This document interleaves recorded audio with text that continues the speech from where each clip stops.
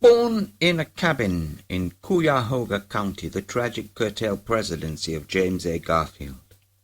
That James Abraham Garfield is one of America's least remembered presidents is something to lament in the light of the fact that the 20th man to hold office as such was manifestly a man of genuine decency, a true Christian gentleman. Yet, as the great American novelist Thomas Wolfe wrote of him in his short story, The Four Lost Men, for who was Garfield, martyred man, and who had seen him in the streets of life?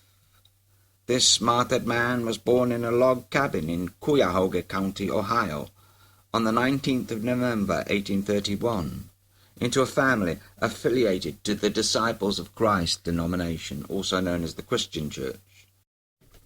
Largely of English ethnicity, he was a descendant of Mayflower passenger and convicted murderer John Billington, while French Huguenot ancestry arose through his mother Eliza Ballou. His father Abraham Garfield died when he was less than 2 years old, and he was subsequently raised by his mother, notwithstanding a brief second marriage. Aged 16, he worked for 6 weeks as a canal driver near the big city of Cleveland before malaria forced him home. In March 1849, he joined the Gouger Academy in Chester, Ohio, founded by Free Will Baptists in 1842, where he discovered a taste for academia, which led to his being offered a teaching post in 1849, which he accepted, although his teaching career was not without its problems. A year later, aged 18, he was baptized, and would remain a member of the Disciples of Christ denomination for the remainder of his life. As he wrote in his diary, "Today I was buried with Christ in baptism, and arose to walk in newness of life." From 1851 to 1854, he was a student at the Western Reserve Eclectic Institute, now known as Hiram College, founded by the Disciples of Christ in Hiram, Ohio, where he developed a special interest in Greek and Latin, and ended up teaching there, while serving as a preacher in local churches. Then at Williams College, Williamstown, Massachusetts, from which he graduated in 1856, however, he decided against preaching as a vocation, returning instead to the Eclectic Institute, where he taught classical languages, and where, while still only in his mid-20s, he was elected principal in 1857, a position he held until 1860 or 1861, according to the account. A year later, on the 11th of November 1858, he married one of his more gifted Greek pupils, Lucretia Rudolph, who, of German, Welsh, English, and Irish ethnicity, was a Mayflower descendant, such as himself, whose ancestors James and Mary Chilton had been among the original pilgrims. She went on to bear him 7 children. In 1859, he entered politics for the first time, becoming an Ohio state senator that year, and serving as such for 2 years, while in 1860 he began to study law, being admitted to the Ohio bar in that year.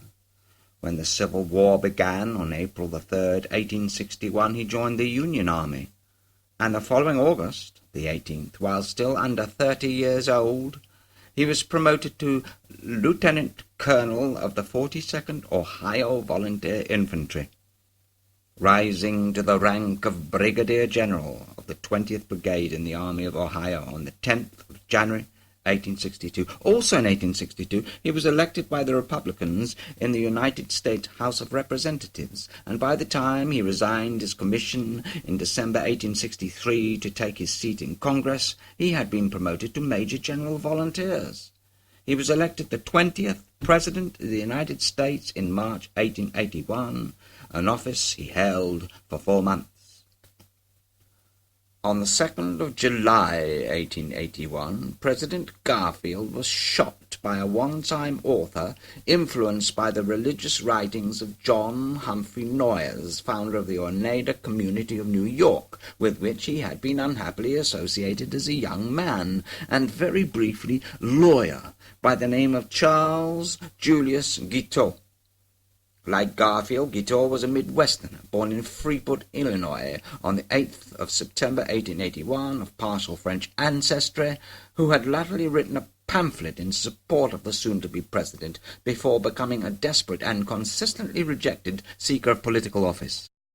Garfield survived the attempt on his life and was bedridden for several weeks in the White House, before being moved to the Atlantic coast of New Jersey in September in the hope that the fresh air might provoke a recovery. But this was not to be, and he died on the 19th of that month from a massive heart attack exacerbated by a variety of factors, including severe infection of the wound, which served to fatally compromise his immune system. Before being so violently cut down, Garfield had led a brilliant and heroic life, having transcended the utmost indigence to ascend to the highest political office in America, becoming the only serving church minister to do so, and it was his faith that had inspired his affiliation with the Union cause, as Fred Rosen has written of him in this respect.